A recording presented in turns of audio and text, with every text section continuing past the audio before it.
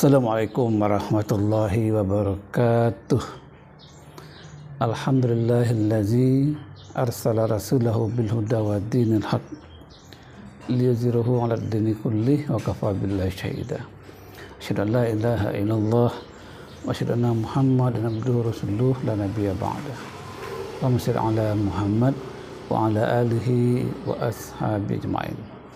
Saudara pemirsa di mana saja Anda berada, berjumpa kembali dengan saya Mukhlis Dendros dalam acara Kultum, kuliah lebih kurang 7 menit. Kali ini dengan tema celupan Allah.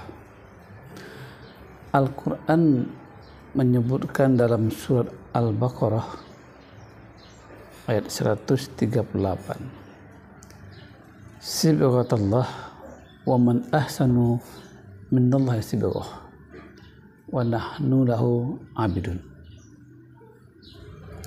Sibghatullah, celupan Allah atau warna Allah. Siapakah yang lebih baik celupannya selain Allah, dan kami kepadanya mengabdi.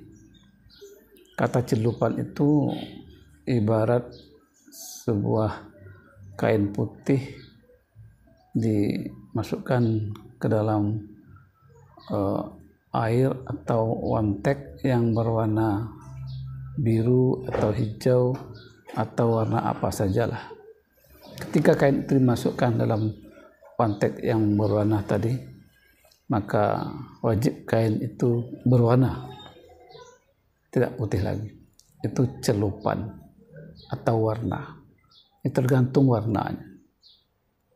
Siapakah yang lebih baik warnanya, celupannya? Tentu celupan atau warna Allah, itu warna Islam. Dan kita hanya mengabdi beribadah kepada Allah SWT.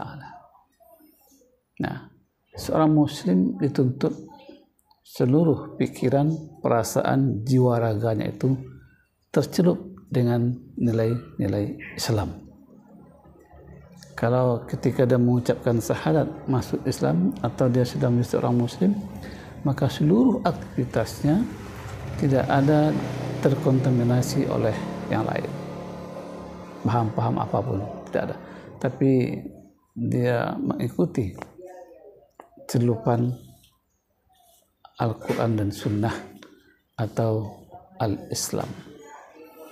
Saudara pemirsa di mana saja Anda berada, siapa sajakah atau apakah kriteria orang yang telah tercelup dengan warna ilahi, warna Allah?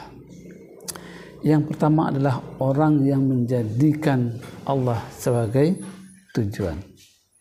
Itu Allah ghayatuna.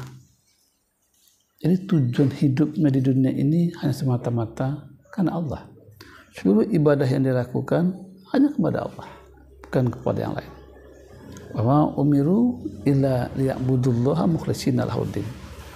Kita tidak diperintahkan untuk melaksanakan perintah ini, untuk menyembah Allah, melaksanakan kewajiban, kecuali menjadi orang yang ikhlas, memurnikan keikhlasan itu hanya kepada Allah SWT. Begitu juga seorang mukmin yang telah tercelup dengan nilai-nilai ilahi, maka dia selalu mengucapkan yang diucapkan ketika sholat, sampai juga aplikasinya di dalam sholat terwujud. Qul inna sholati wa nusuki wa mahyaya wa mamati lillahi rabbil alamin. Katakanlah, sesungguhnya sholatku, ibadahku, bahkan hidup dan matiku karena Allah Subhanahu wa taala. Saudara pemirsa di mana saja Anda berada, ini kriteria pertama orang yang telah tercelup dengan nilai-nilai Islam, Allah sebagai tujuannya. Yang kedua, orang yang telah tercelup dengan nilai Islam, maka dia menyatakan Rasulullah qudwatina. Rasulullah qudwatuna. Rasul itu merupakan teladan dalam seluruh aspek kehidupan. Teladan yang lengkap dan pasti itu dan sempurna adalah Rasulullah SAW. Bahkan Allah menyebutkan dalam firman-Nya, laqad kana lakum fi Rasulillah uswatun hasanah. Sungguh dalam pribadi Rasul itu ada contoh teladan yang baik. Surah Al-Ahzab ayat 21. Jadi kita yang telah tercelup dengan Islam, maka yang kita jadikan sebagai teladan, sebagai contoh, figur, idola adalah Rasulullah SAW. Kita boleh menjadikan yang lain, apakah tokoh masyarakat, ulama, para pemimpin, sebagai tokoh, sebagai yang kita idolakan, sebagai yang kita jadikan contoh teladan, selama mereka mencontoh kehidupan Rasulullah Sallallahu Alaihi Wasallam. Banyak contoh teladan yang diukir oleh Rasulullah SAW yang dapat kita petik dalam sejarah. Yang ketiga, orang yang telah tercelup dengan nilai-nilai Islam, nilai-nilai ilahi, maka dia menyatakan Al-Quran dusturuna. Al-Quran itu merupakan pedoman hidup kami, merupakan undang-undang hidup kami. Jadi tidak ada undang-undang yang lengkap, tidak ada pedoman yang lengkap, yang sempurna kecuali Al-Quran. Al-Quran itu diturunkan oleh Allah SWT untuk sebagai petunjuk. Syahrul Ramadan allazi unzila fihi al-Quran hudal linnas wa bayyinatin huda wal furqan. Al-Quran itu diturunkan pada bulan Ramadan sebagai petunjuk dan sebagai penjelasan dari petunjuk-petunjuk itu. Ini Al-Quran. Sehingga jangan sampai seorang muslim itu dia hidupnya lepas dari Al-Quran. Memang orang-orang kafir, ya, orang-orang sekuler, orang-orang orientalis ingin melepaskan muslim itu dari undang-undang Al-Quran. Mereka dibuatlah undang-undang sekuler, undang-undang yang menghapuskan hal-hal yang berkaitan dengan syariat. Ini upaya mereka agar umat itu jauh dari Al-Quran. Apa kata tokoh yang bernama Elizabeth, yaitu Ratu Inggris, dia menyatakan kalau Anda masih melihat umat Islam berpegang teguh dengan Al-Quran, maka Anda tidak akan mampu mengalahkannya. Artinya, jauhkan umat ini dari Al-Quran. Jauhkan umat Islam dari Al-Quran, maka taklukkanlah mereka. Jadi Al-Quran itu bagi seorang muslim hal yang penting, yang sangat berharga, dan merupakan undang-undang yang harus ditegakkan dalam pribadinya, keluarga, dan masyarakat. Dr. Mustafa Mansur mengatakan, bahwasanya tegakkanlah Islam di dirimu dan di keluargamu, niscaya dia akan tegak di negaramu. Di pertama kali yang perlu kita tegakkan undang-undang sudah pada diri kita dan keluarga kita. Yang undang-undang itu berdasarkan Al-Quran.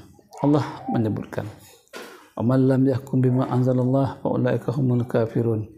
Barang siapa yang tidak memutuskan perkara menurut apa yang diturunkan Allah, maka mereka itu adalah orang-orang kafir. Sampai juga dikatakan ulaika humul zalimun, mereka adalah orang-orang yang zalim. Sampai juga Allah mengatakan itu ulaika humul fasikun, mereka adalah orang-orang yang fasik. Muslim yang tidak mau menegakkan Al-Quran sebagai undang-undangnya, dia adalah kafir, fasik, dan zalim. Nauzubillah min dzalik. Yang ketiga, orang yang telah tercelup dengan nilai ilahi, maka dia akan menjadikan jihad sabilillah. Jihad itu merupakan jalan kami. Jihad itu adalah perjuangan. Ini karakter yang keempat, menjadikan jihad sebagai jalan perjuangan. Jihad itu bisa dengan ilmu, dengan harta, dengan apa saja potensi hidup yang dimiliki. Innallaha ashtara minal mu'minin anfusahum wa amwalahum bi anna lahumul jannah. Sesungguhnya Allah telah membeli dari orang-orang beriman, ya, diri mereka, ya, dengan harta mereka dengan surga. Sehingga seorang muslim itu dia ada transaksi dengan Allah, ya, dia akan mendapat surga, tapi dia berjihad dengan hartanya, dengan jiwanya untuk menegakkan agama Allah. Bisa jihad dengan ilmu, jihad dengan ekonomi, bahkan juga bisa dengan siasi, yaitu politik. Artinya seluruh potensi yang kita miliki itu kita gunakan untuk menegakkan agama Allah. Itu pun juga jihad. Yang kelima, orang yang telah tercelup dengan nilai-nilai ilahi itu adalah Syahid asma amanina. Syahid itu merupakan cita-cita yang tertinggi. Kita boleh memiliki cita-cita apa saja dalam hidup ini. Ya, mungkin jadi seorang gubernur, jadi seorang polisi, seorang guru, apapun juga yang kita inginkan sesuai dengan kecenderungan kita, minat kita, maka jihad itu boleh. Maka cita-cita itu boleh. Tapi cita-cita yang tertinggi itu adalah mencapai mati syahid. Izkariman. Seorang muslim itu dia akan hidup mulia. Aw mut syahidan, atau mati dalam keadaan syahid. Mati dalam keadaan syahid itu nilainya tinggi sekali, luar biasa. Sehingga seorang muslim itu dia tidak akan mau mati sia-sia. Bahkan Allah juga mengatakan, ya ayyuhallazina amanu, hai orang-orang beriman, ittaqullah haqqa tuqatih. Bertakwalah kepada Allah dengan sebenar-benarnya bertakwa. Wala tamutunna illa wa antum muslimun. Dan janganlah mati dalam keadaan kafir. Jadi mati dalam keadaan muslim, dalam keadaan beriman, dalam keadaan syahid. Nah, ini kualitasnya lebih besar. Mudah-mudahan kita bisa menjadikan diri kita tercelup dengan nilai-nilai ilahi. Sibghatullah wa man ahsanu minallah sibghah. Celupan Allah, mana yang lebih baik celupannya selain daripada Allah? 5 kriteria orang yang telah tercelup dengan nilai-nilai Islam, nilai-nilai ilahi. Mudah-mudahan Anda dan saya berada di dalamnya. Demikian saudara, sampai jumpa. Lebih kurangnya mohon maaf. Bila taufiq wal hidayah. Wassalamualaikum warahmatullahi wabarakatuh.